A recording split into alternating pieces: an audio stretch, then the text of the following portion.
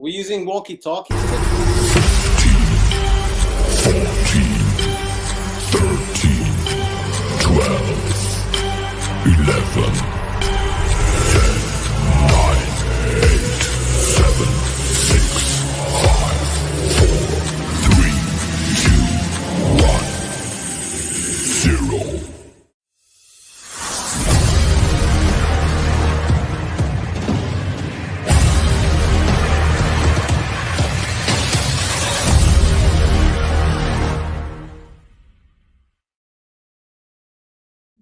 Yo. What's going on, everybody? Welcome on into the Put in the Book Show, Season 8, Episode number 20. Rodriguez. It's Rodriguez's episode number 25. This is the episode.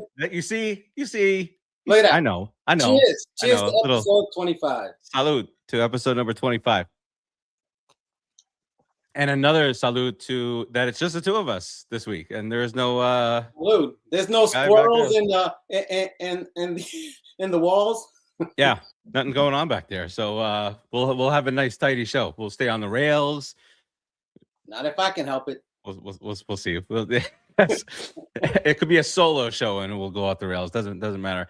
But I am Steve. I got Rodriguez right on over here. What's going on, sir? How's everything going with you? Everything is going. Everything's good. You know, Mets are ready to start the season. We're ready to start this show. It's about that time, dude. Let's get this started, man. Let's do this. We are getting ready to start the season. So this will be a quicker little opening because we don't have anybody else to talk to. So unapproved time off, by the way. We need to have that firm discussion. Set the expectations, level set and all that good stuff with producer Joe when we see him again. I don't know why he doesn't understand that this is not a job and he needs to ask us if he can have time off. It's ridiculous. You know. It shouldn't take him an hour. It really should not take him an hour to enjoy himself. You know what I mean? Never. No, certainly not. Certainly not at his dude. Dude, the guy's got a good 3 minutes in him. Cornet, did I spot Rodriguez the other day? Yes, we have a celeb in the house. Where's it's Cornet? Been a while, Cornet. Now, if we could just find Terzio, we'll find our two biggest fans. the oldies but goodies. Actually, Cornet's the best stat guy we've ever had. Yes. Anything we say, Cornet has the stats to back it up. So. Exactly. He's better. He's, I don't want to say better, but careful. That's what I'm trying to do. All right. So plenty to talk about. Spring training is kind of winding down. We have some World Baseball Classic stuff to talk about.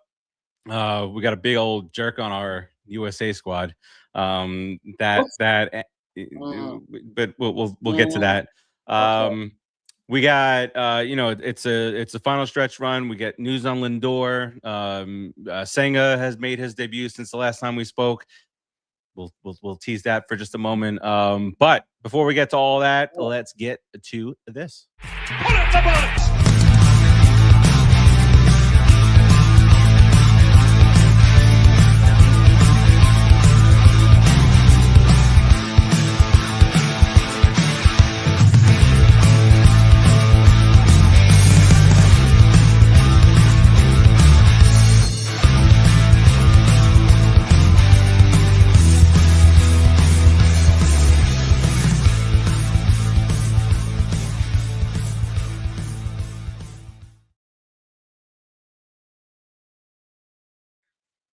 All right, welcome back in.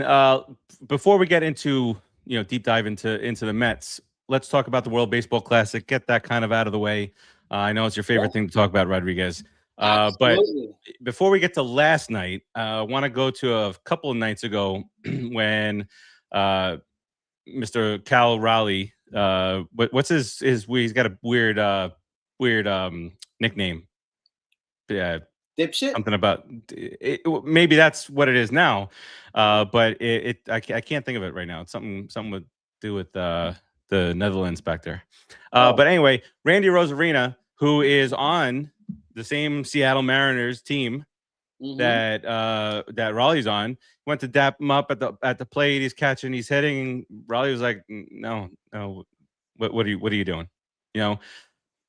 So Rodriguez, I ask you, Is that you know, to plug another show on this network, is that unsportsmanlike of Mr. Raleigh Listen, there? it's 1,000% unsportsmanlike. Come on, dude. You're really taking this rivalry thing about countries into your teammate. You're gonna do that to your teammate. I mean, you could have said, "Hey, what's up, bro?" And that was it. That doesn't turn you into a traitor. It doesn't make you any At less all. American. Okay, so let's check that real quick, because at the end of the day, you lost to Italy.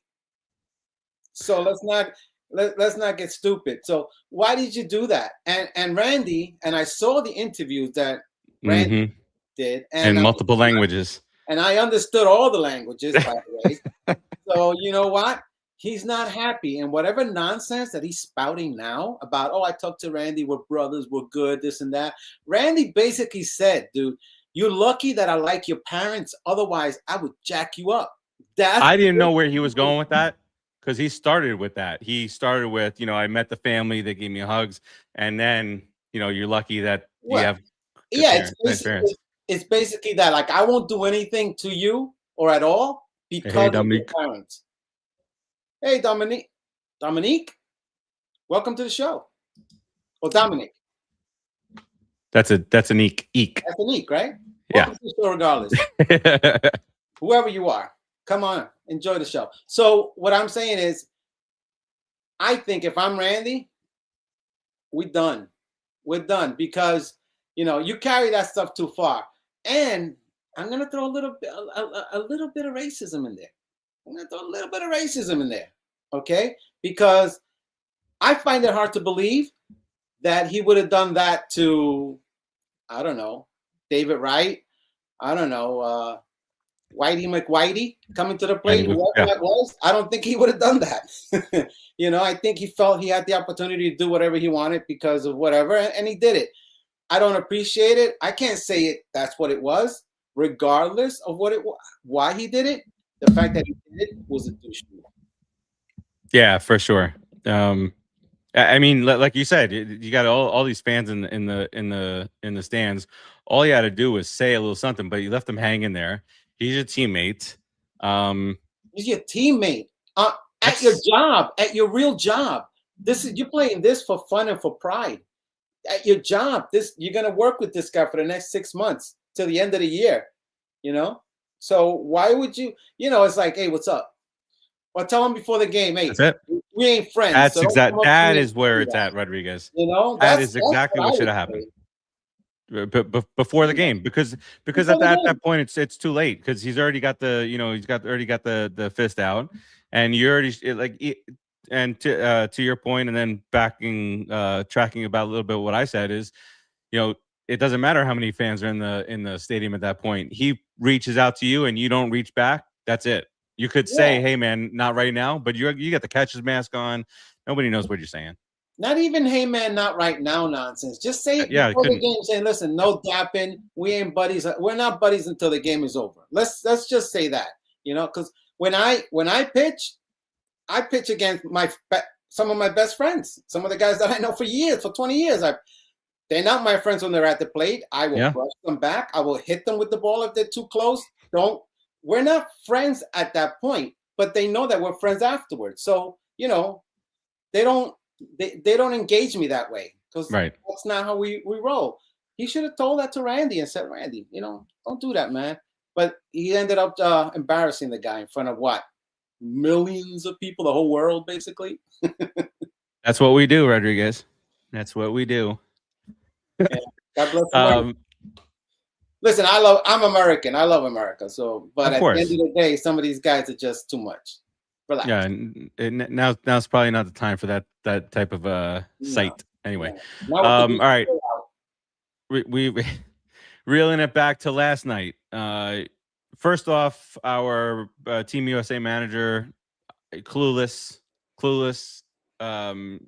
He thought that the United States was in no matter what yesterday, no matter what happened against the Italian team, which Nolan the Cowboy, you know, I was excited about that first inning, struck out the side, but then he gave a couple of bombs.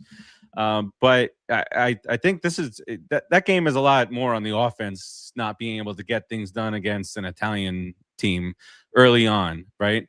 And having a battle back. Yeah, the relievers they gave up guys, but the talent on the United States side is a billion times that of the Italian team. I'm watching the Italian pitcher throw to these Lorenzen. guys. He's the guy from the Reds back in the day. Well, not even. I'm talking about the later guy on. who struck out. Jeez, what's his name? The guy that struck out Otani. He's on the. Wasn't he? Oh, no, that's a Czech guy. I'm sorry, but they were throwing. They weren't throwing anything. I want to talk about the Otani strikeout. That's stuck in my mind. I want to talk about that. That was enjoyable. But, always enjoyable. Very, very enjoyable. But these guys are not even basically minor leaguers, really. I mean, and you got that all-star squad. You think the Dominican Republic would go down like that to these guys in any game? They don't believe in just saying, "Hey, whatever. Let's just play this game just for fun." They believe in beating the crap out of you every single game. Well, look at what DR did the other day. They were going to take Soto out. They were up 9-1. He said, "Let me just get up there and end it with the mercy rule." And it's a two-run walk-off bomb, and the game's over. How scary is that the guy can actually say that at one of the highest levels? Because it's not like you're playing in Little League either. These guys are pretty good. Yeah. I said, "I'm just going to end it. Be done with it. Let's go." Done. And he did it. And I love that foot on the gas pedal. You just keep going and driving, and they will not come back and play you the same way if you run rule them. There's no team that gets run ruled that the next time they play the same people, it's not in their head thinking, "We better not get run ruled. We better not get run ruled. We better disrespectful. Get better." They either get better or they make mistakes. They get tight and they make mistakes. So, and that's what you want. All right. So they lose last night, and they could be out today. That would suck. Depending on the amount of runs. Mexico has to win. But they cannot score more than 5 runs. So yeah, but what if they hold on. I have a little thing going, and it's not a good thing. So if Mexico knocks them out, oh man, that would be sad. All right. The ways for the United States to advance: Italy beats Mexico. That's it. Done. So, Viva Italia. Mexico beats Italy. If Mexico wins and scores at least 5 runs, the U.S. can then advance based on tiebreakers. So I don't know all these rules of the World Baseball Classic. Wait. That's what it is. If Mexico wins and scores at least 5 runs, the USA advances? Advances. If Mexico wins and scores 4 runs or less, the United States is eliminated. Thus, quite embarrassing. Quite embarrassing. Well, and it was a New York connection yesterday. McLean started it, gave up the 3 runs, and then Aaron Judge strikes out. I guess he doesn't quite have that clutch gene over there. The other guy, Juan Soto, he hit a walk-off, and then Aaron Judge strikes out in 3 pitches. Maybe it might have been 4 pitch. That was wonderful. That was wonderful to see. 2 nights in a row, Rodriguez. 2 nights in a row, I stay up late to watch my team, and both they lose. The Knicks got whooped the other night, and then Team USA loses it yesterday too. What does that telling you? It means that it means don't watch any Knicks games this year. That's what that means. Yeah, right. Yeah, right. It's telling me. I don't want you. It means that for 40 some odd years, I let these teams just dictate my life. Staying up late, upset, angry. Yeah, almost happy sometimes, and they can tell us. Yeah, and then they're sleeping fine. There's Steve and Rodriguez down there can't sleep, but we're just sleeping just fine on our pile of money. It's okay. All right. We're millionaires, and we get a good night's sleep. Exactly. All right, let's bring it back to the Mets here. Lindor started playing in some minor league rehab games. Looks like he is going to prove us wrong here, Rodriguez. Got a little bit over 2 weeks to go for opening day. Rodriguez not sold. I'm not. You can't convince me yet. He's not there yet. No. No. Saying that he feels good and all that stuff, but again, that's the player. Players will tell you all that and then be out to the All-Star break. Especially him. The guy almost breaks a finger and he still wants to play shortstop. He hurts himself. Well, he did. Yeah, remember he slammed. Yeah, slammed his hand in the hotel door. So think about it. That dude's gonna say he wants to play no matter what.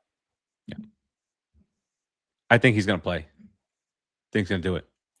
He'll be there opening day.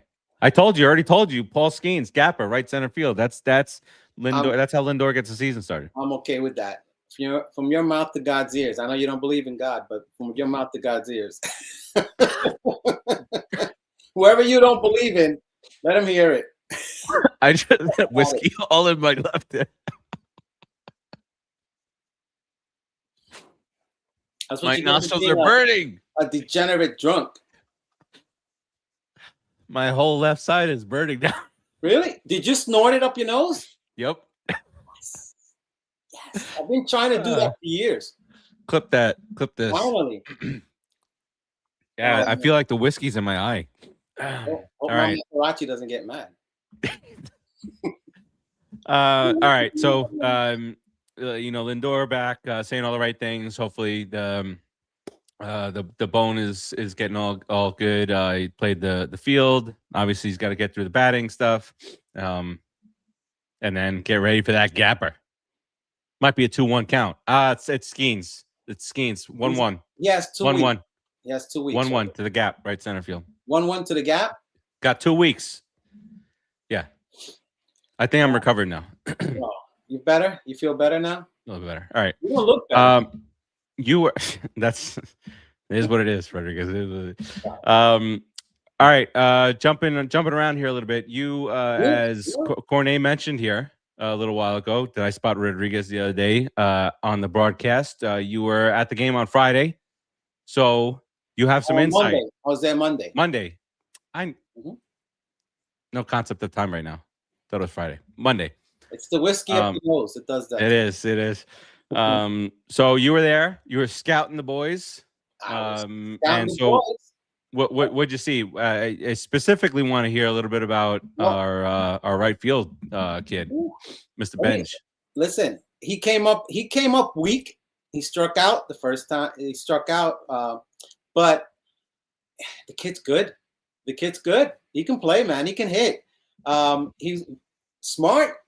Had a really good game.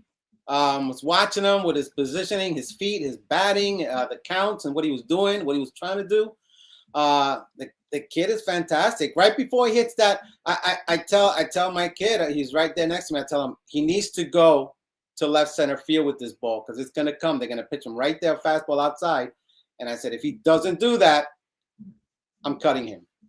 I'm sending him back. I'm getting rid of him. Next pitch comes up, he hits a liner to gets a couple of runs in. I'm watching him. Kid can play, man. The kid can really play. You know who disappointed me? Who? Mauricio disappointed me. Anyway, what were you gonna say? I'll tell you about Mauricio in a second. Well, I was gonna say to put some stats to that that you love. Benj, he's leading the team in at bats. You can tell that they want to get him out there, get him exposed to these games. 391 average so far. Again, these stats don't matter, but it does matter more for him. They do, yeah. 391 on base percentage 440, slugging at 478, and an OPS 918. That's elite. So that's early on, obviously. That's really good. Yeah. Listen, at the end of the day, you got to think about it. Even if he plays and he does well for a while, then of course he'll go into a slump. He'll have problems hitting and stuff like that. And if he gets and the Mets fans will hate him. They'll boo him. He stinks. Yeah. We knew it. Too good to be true. We should have never taken him up from whatever. Look at it this way. The way I look at it is we have Beatty, we have Taubman, we have Melendez, we have all these guys that can come in and fill in. At least until the kid gets back on track. But also you have to let him play through these type of things, though. You can't let him get like 5 or 10 at bats and then take him out because he's doing bad. He's got to That's get exactly right. a chance to get out of this and learn how to get out of it. Because once major leaguers know what you can't hit, guess what they're gonna throw you? What you can't hit. So you have to do that. Now, speaking of can't hit, let's talk about a little bit about Mauricio. Now, the problem that I'm seeing, he's a switch hitter, obviously. Mm-hmm. As a righty, he's fine. He doesn't dip. He stands up strong. He stands up tall. He uses his frame as big as he is to be a power hitter. When he goes lefty, he has the tendency to drop his knees and try to golf everything, go down to get the ball. And when he drops, he's like this. When he drops his knees, you see the movement in my arms. That's what's going to happen. My bat's not going to come as straight as I think. Yep. If I'm dropping my knees, then my bat moves. Okay, it either goes up or down. So more of a hitch. Yeah, it's more of a hitch. So he drops all the time lefty, and that's going to strike him out of line and negate a lot of his power. If he's not a natural lefty, he should try to be more of a singles to doubles hitter as a lefty and use his power as a righty.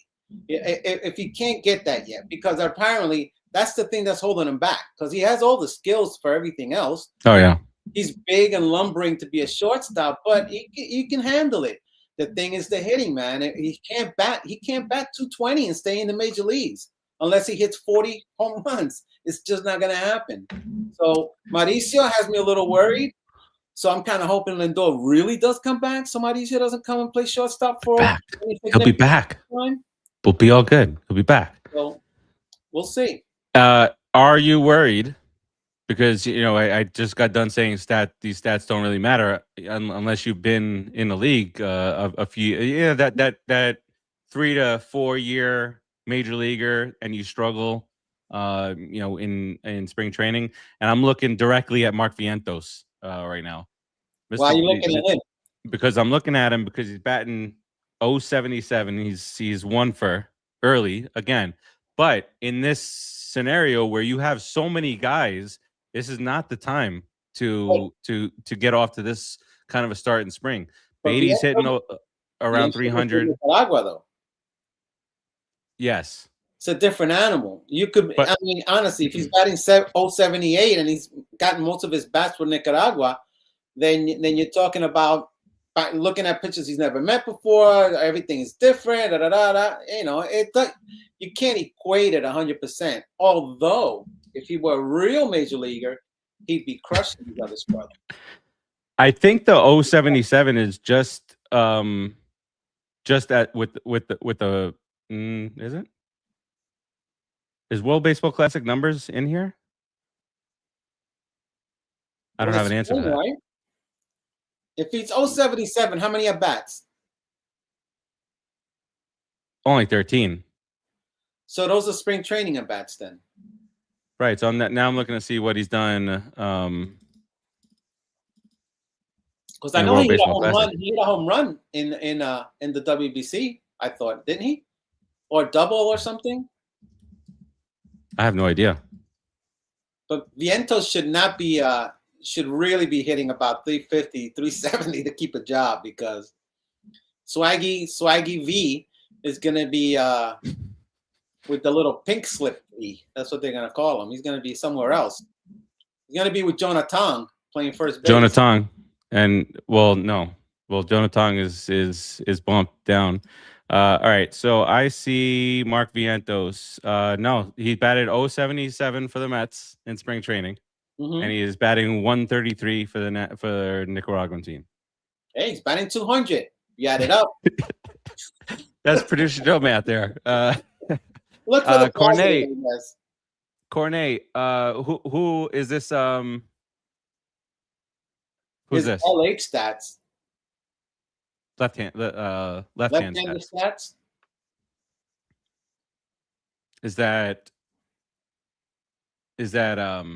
he's probably talking about Mauricio? Yeah. Corny loves to go against everything I say, because Corny, you know what it is? Corny's like the stat guy, and he's just like you. He goes, Steve, you playing for 50 years means nothing. Look at me? 778 PPS.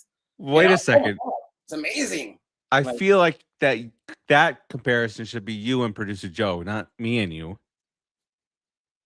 Producer Joe doesn't care about it. That's the Producer whole Joe's point. not smart enough for the stats anyway either. Ay, ay, ay. I Ay, ay, ay. Yo, Coney, I remember those episodes when I missed those episodes and what transpired here.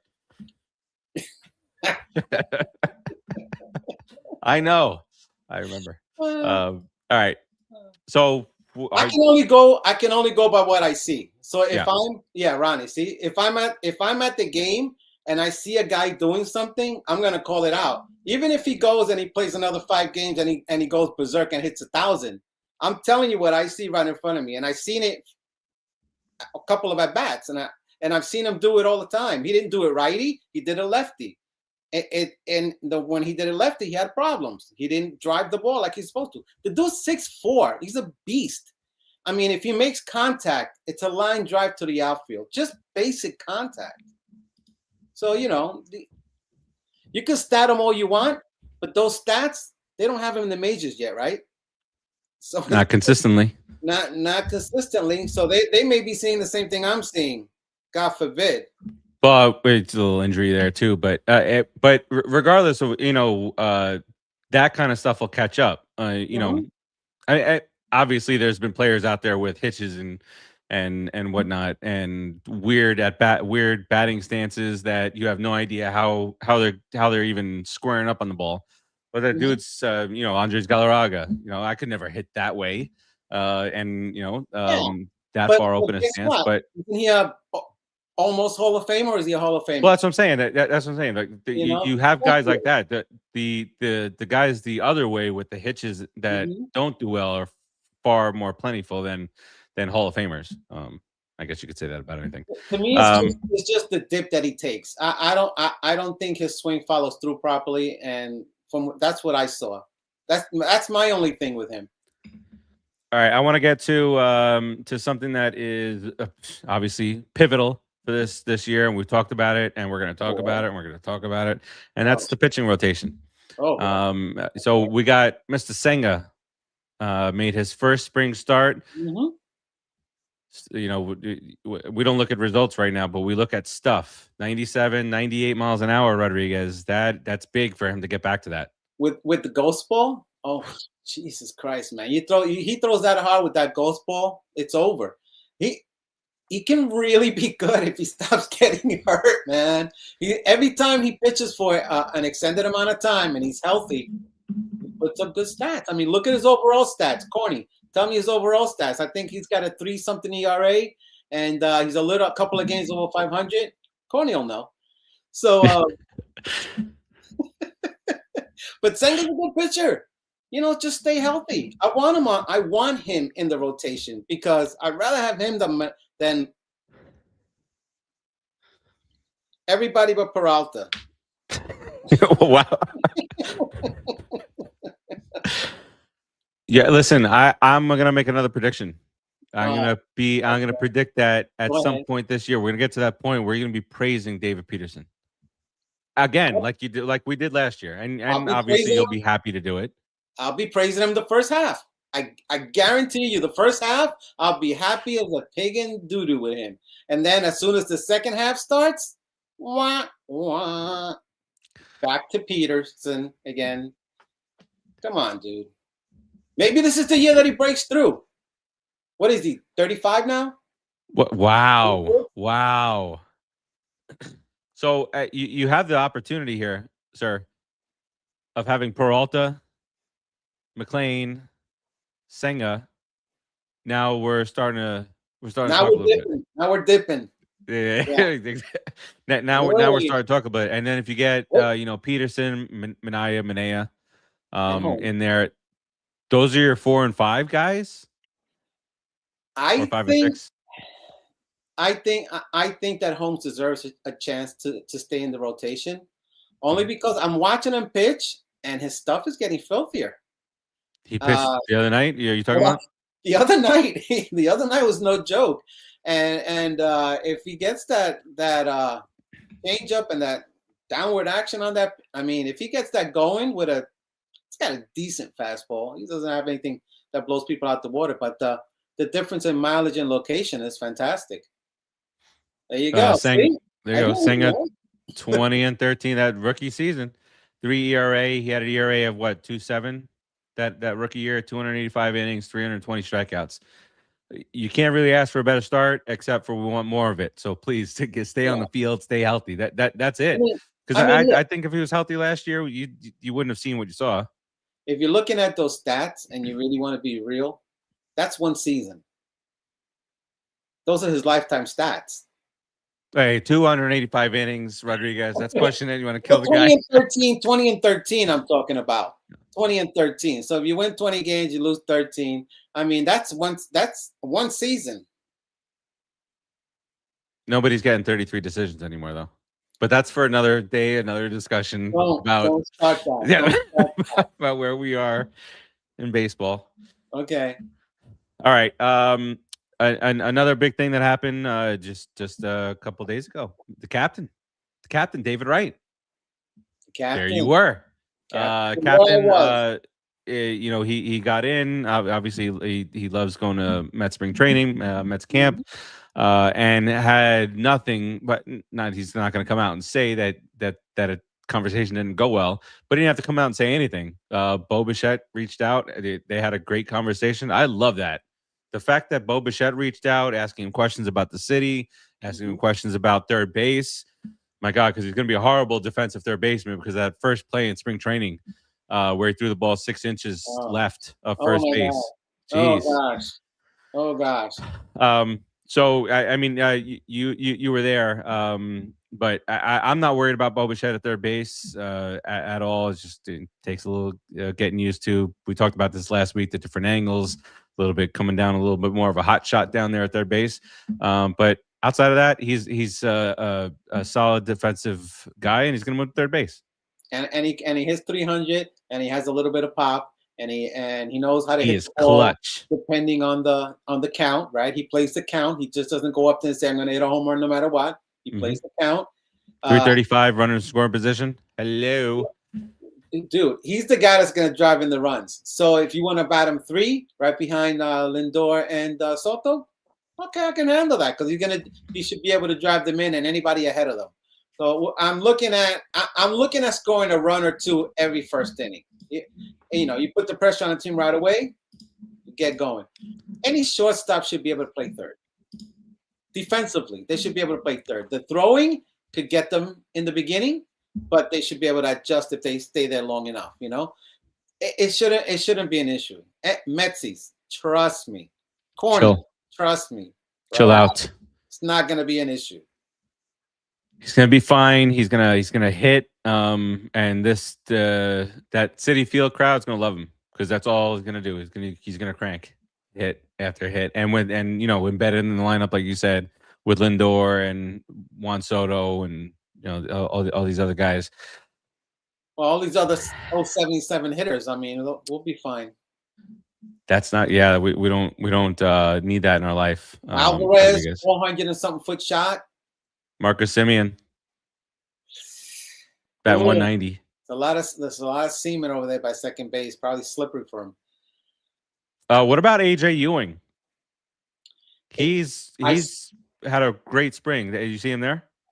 I don't remember seeing him, AJ Ewing, but from what I've seen online and the way he plays, the kid's got talent. So, I mean, we're loaded in the minor leagues, dude. When I'm criticizing or talking a little bit about a guy like Mauricio, who's supposed to be a top minor leaguer and stuff like that, and that's what I'm criticizing. Well, I mean, we have so much talent. We're loaded out there. So Ewing, what is he? 22, 21, 22.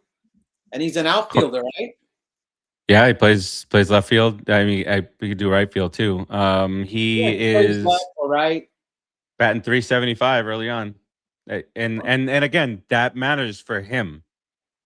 Right. And he may never end up being a Mets player. He may never end up playing on the Mets, depending on who we sign, who we have. Because if Luis Roberts has a fantastic year and he hit a bomb, one bomb. Stay healthy. Gotta stay healthy. If he's healthy for the year and he puts up the numbers he's supposed to, the Mets may keep him for a couple more years. So yeah. You also got Beatty hitting 462. You got Alvarez hitting 545. Beatty's rocking. Yeah. And that's what I'm saying.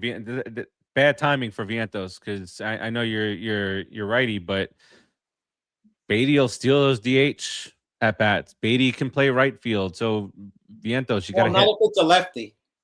I said I know it's I know he's righty. That's what he's looking to do anyway. Play against lefties, Vientos. The way he, and maybe some righties if they want to give. Yeah, but you want to be a full-time guy, right? You want him to, but you can't have Vientos and Beatty playing at the same time when you have Bo Bichette and you have Carson Bench and you have Luis Robert. They just can't play. They could come in the seventh inning and give the starters a break, and they get to play every day and they get an at bat, maybe even two. That's the way I would coach them. Just try to keep everybody as fresh as possible. Make Lindor sit down, man. Take him out. Good luck.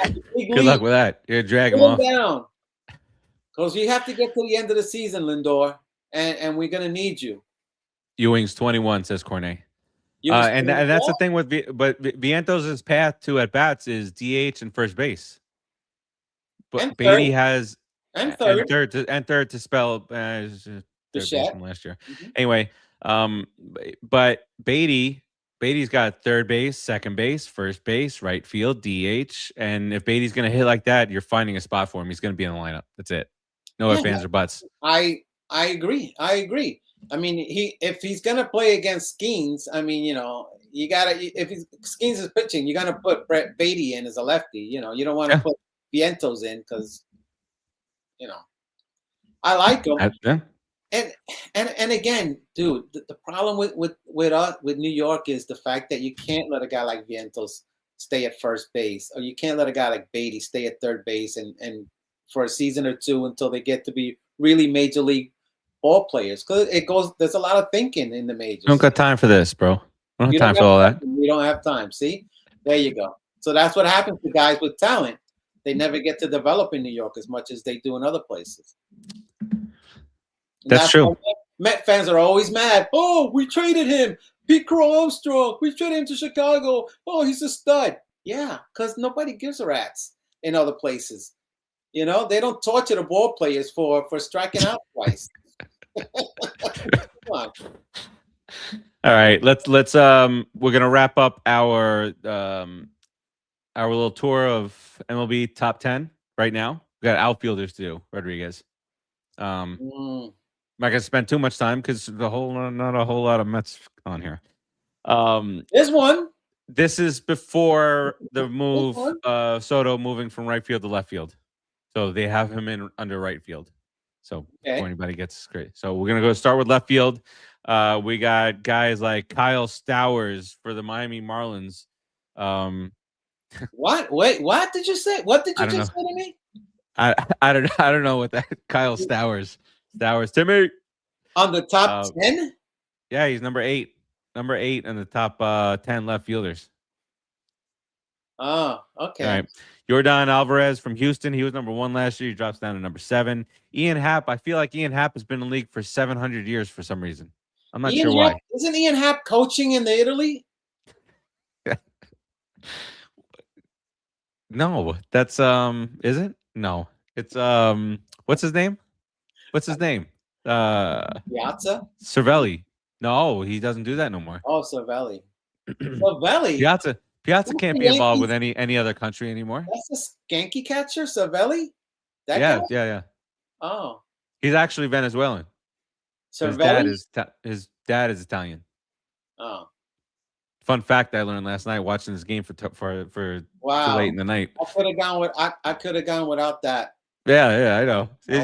But one day it's gonna come up, and you're gonna hear Cervelli, and you're gonna be like, oh wait, he's from Venezuela, but his dad's Italian. He's a skanky. James Wood of Washington. He comes in number 5. He came on last year. He wasn't ranked. Riley Green from Detroit. You joking with me?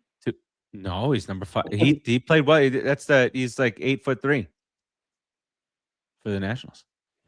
All right, top 3. Whoa. All three of these top three in left field are in the American League East. Number I three. think you say the World Dodgers. No, right. Number three. There's no Dodger who's in left field for the Dodgers. Who I'm joking. cares? You know, they have They could just put everybody.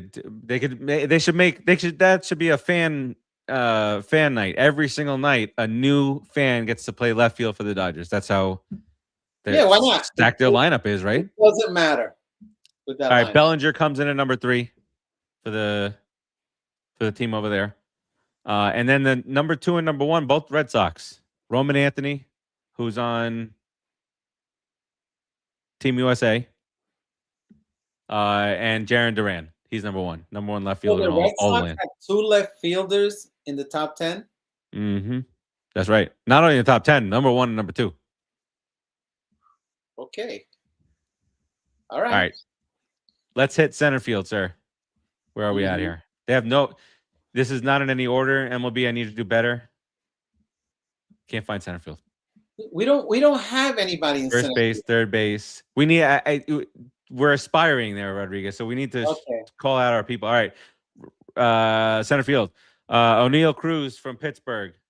I don't know who this is. TJ Friedel for the Reds. He's number 9. You got Varsho. You got Trent Grisham, another Yankee, for center field. Andy Pajes, Dodger. Bum. Yeah. Cover your ears, Metsies. Cover your ears. And at number 5 is Pete Crow Armstrong. Jackson Merrill comes in at number. Jackson Merrill's a second-year guy. He comes in at number 4 for the Padres. Byron Buxton, Minnesota, number 3. He's been, he's still playing. He's still playing, and he's actually been healthy lately. Wyatt Langford, another second-year guy, Texas. He was not ranked last year. And number one again is Julio Rodriguez for Seattle. Okay. Seems to be a transition thing going on in the outfield, huh? All these new guys are up there. A lot of unranked guys from that's good. Last year. That's good. New talent. No, not us though. We're not there yet. But next year, not till the end of the year. Yeah. Benj will be in right field. All right, right field. This is it. This is our grand finale here. Number 9, Michael Trout moves to right field. It's that time. Not a center field anymore. Dude, he should be at first base. He should be DH. The poor guy alone. Play a full season if he DHs. Poor guy. Suzuki for the Cubs. Bum George Springer. Thanks for signing elsewhere. Won't need you. Glad he signed somewhere else. Fernando Tatis Jr. Number 6. Who? Number 6, Tatis Jr. That's the dude I wanted on this team. That's the number 5 is Ronald Acuna. Bum. We have no ties to him anymore. I don't need to be nice to. I don't even need to be subtly nice to him. You never had. Not that I ever was. Never had. We don't even have family on the team no more. Out of here, bum. Top level talent. Though. I don't know why he's 5. Maybe the injuries. I don't know. Well, in number 4 is Corbin Carroll, Arizona. No way he's better than no way. Right there. Look, yeah, Corbin Carroll's pretty good. He's not better. He's not better than Acuna. But he also got hurt last year, I think. Corbin Carroll. In 2020, like a meth head. You ever seen him? Yeah, he does. Yeah, that might be some truth to that. 2025, he hit 259, 31 home runs, 84 RBI, 17 triples. That's pretty good, Rodriguez. 17 triples. I like that. 32 doubles. A lot of extra base hits. 32 doubles, 17 triples, 31 home runs. Very good OPS. MVP voting. He was rookie of the year a couple years ago. He was top 6 MVP voting from last year. So, are you defending a Brave? I'm not defending a Brave. I'm defending reality. I'm just protecting you from the Metsies out there. Oh man, might say such things. It's reality. Acuna's better than Corbin Carroll. How's that? Number 3, Kyle Tucker for the Dodgers. You're gonna use the T word? Should have used the F word. Let him be the best right fielder in the league. Who cares? We didn't overpay for you. We didn't overpay for Kevin McReynolds 40 years later. I mean, you look at his. All right, whatever. Number 2 is Juan Soto. He gets hurt, dude. He's gonna be hurt this year. Watch. From the New York Metropolitans. Juan Soto's number that's 2. our lone outfielder. Juan Soto's number 2. That's the number 2 right fielder. It's not an exact science anymore because he's not a right fielder. And the number 1 right fielder is the guy who struck out to end the baseball game last night. I'm not going to mention the name. Deuces. That's why he's number 1. Makes perfect sense. The only reason that he's even number 1 is because he's like 6'9" and he can reach a little bit more than Soto because he's not that much better of an outfielder than Soto. So it's not. Well, we saw what happened in center field in the World Series a few years ago. I never saw anything. No, he's the greatest. Oh, he's the best. Here comes all right. It's with the all rise stuff. It's enough already. It's enough already with the all rise stuff. It's enough. But the most important thing today, Rodriguez, did you miss or did you even feel the absence of producer Joe? I didn't get sleepy one time. Not once. I didn't notice your eyes. I was wide awake this whole show. You know. There's something to be said about that. Something to be said about that. We lucked out. We did. All right. On that note, what do you got here on the way out, sir? We got 2 weeks left. 2 weeks for us to start the season and start rocking it. Keep the 6-man rotation. Get everybody in. Don't cut Viento. Let him play. He's going to hit 20 home runs this year if you let him play. Beatty's going to be a monster. Let's hope so. And let's go Mets. 2 more weeks, man. We start early, too. 2 more weeks. Two weeks. Wait. I can't wait for the season to start. Oh, and I'm not paying for minor league games, okay, Metsies? Don't MLB. You turn the app on now? Really, for minor league games? I have to pay for minor league games? What's wrong with you? Yeah? Yeah. Exactly. That's how I feel. That was for Mama Farace. She said she did not miss the sound effects, so I had to give her one there. Being a naughty boy. Yo, so Farace doesn't like the sound effects. Well, I think it stemmed from the one a few weeks ago where producer Joe had it turned up to like 1 billion because he thought that you were going to be able to hear it at that point if he turned it up, and it was very loud. That's the type of producing that we get around here. It's top notch. You know? If Rodriguez can't hear any of the sounds, let's crank it up. Let's crank it up. Even though we've been through it for the last 20 weeks, that it's because I'm using the phone at the time. You still thought you could get through it. You know. All right. It's all right. All right. Well, anyway, but get back here so I don't have to do all this mess. But also keep Rodriguez awake. You know, it's twofold. Immature. I agree. Producer Joe is super immature. Super immature. Constantly. I gotta grow up that guy. All right. Thanks, Cornet. Nice seeing you again. Thanks for trying to correct me. Even Don't though be a stranger. I miss you correcting Rodriguez. I miss that a lot. I don't pay no mind. Where does he live? In London? He plays in London? He's from London. He's from London. No, he's not from London. You sound like you're from London. He's from Netherlands. Yeah. Did they win a game in the WBC Netherlands? Are they playing? They're playing. I don't know. Do they have a team? There's a team. I don't know who's on it. Did they borrow Cornet's uniforms that he has at his house? Did they borrow and spray painted a different color because they couldn't afford real uniforms? Cornet's doing a rental. He's renting it out to the entire team. He's making a shit ton of money over there. Airbnb those unis. Nice job, Cornet. They do that Airbnb the experiences now. So that's the experience. You go to Cornet's, you get baseball stuff, you go play your country. Hey, the guy from where? That was an electrician? Oh, from Czechoslovakia or something like that? Yeah. Republic or something? I don't know. Yeah, it shut down Japan 4 2/3 innings. He's throwing 71. Well, that's what I'm telling you. He was throwing 71 miles an hour. They're like, what is this? I said, damn, I could start. He's like Ephus. Call the Ephus. I could play 4 innings. I was gonna say maybe that gives producer Joe some hope. No, that's too far. All right. Dude. He can't roll the ball. It would be bowling. The Flintstone. That's all I see now. I just see producer Joe in a Fred Flintstone outfit doing the twinkle toes with the bowling, so he can get it up there. I would pay money for that.